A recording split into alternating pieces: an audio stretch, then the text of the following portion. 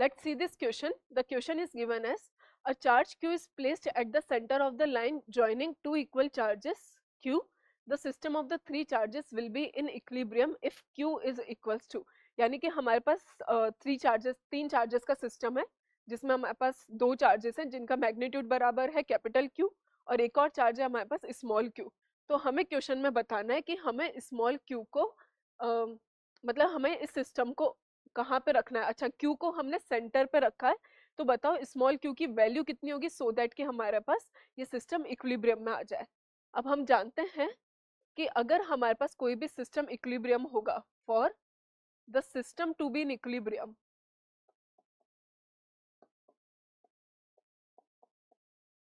for the system to be in equilibrium, net force on each charge must be equals to 0.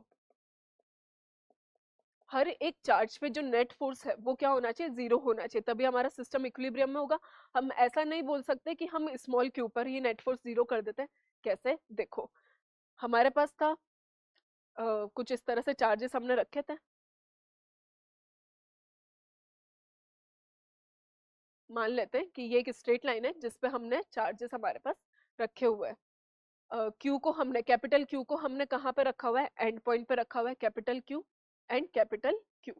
और हमने small Q को कहाँ पे रखा हुआ है, बीच में रखा हुआ है. अब देखो हमें स्मॉल क्यू की वैल्यू निकालनी है.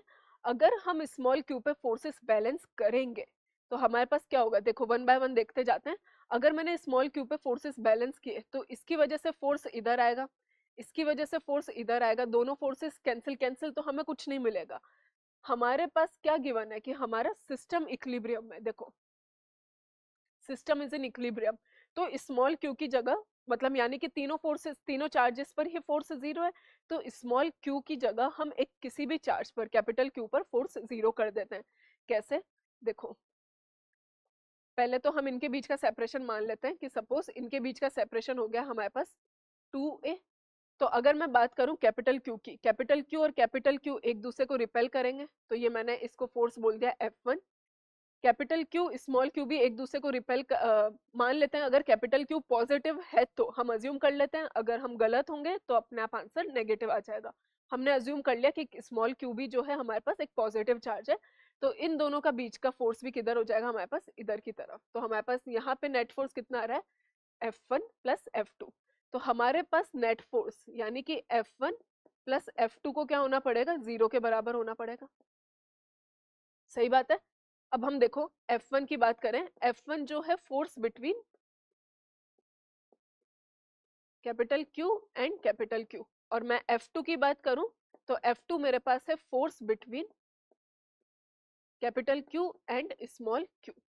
ठीक है, ये हमने अज्यूम कर लिया है. तो चलो कैपिटल सबसे पहले F1 की बात कर लेते हैं.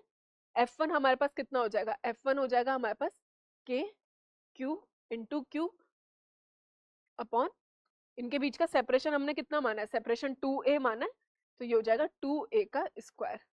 That means the force is coming out as k q q upon 4a square. F2 हमने कैपिटल Q स्मॉल q के बीच का फोर्स माना था, it will be k capital Q small q upon a square. ठीक है, तो हमारे पास next step F net, F1 plus F2 should be equals to 0. तो हमारे पास F1 plus F2 that means k capital Q upon 4a square plus k capital Q small q upon a square should be equals to 0. एक को उधर लेके चले जाओ तो हमारे पास क्या हो जाएगा, k capital Q upon 4a square is equals to minus k capital Q small q upon a square.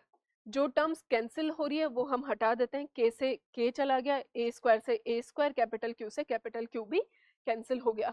तो हमारे पास यहाँ पे स्मॉल q की वैल्यू कितनी आ गई, माइनस q/4.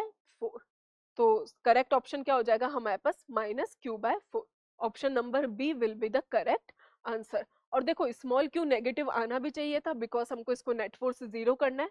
हमने बोला था अज्यूम कर लो कि हमारे पास स्मॉल q पॉजिटिव है, हमने गलत अजम्पशन किया होगा तो अपने आप आंसर नेगेटिव आ जाएगा. और बाय लॉजिक नेगेटिव ही होना चाहिए तभी तो नेट फोर्स 0 होगा. तो हमारे पास स्मॉल q का मैग्नीट्यूड कितना हो गया, q/4 with sign negative charge है, तो हमारे पास small q is equal to minus q/4. 4. So the correct answer is option number B.